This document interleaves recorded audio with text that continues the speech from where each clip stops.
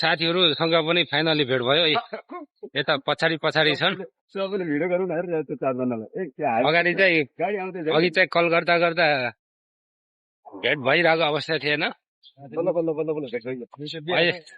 अहिले चाहिँ भिडियो हो कि दुईजना साथीहरूसँग भेट भइसक्यो अब चाहिँ पानी पानी पर्ला जस्तो पनि भइसक्यो अब फेरि यता फेरि ल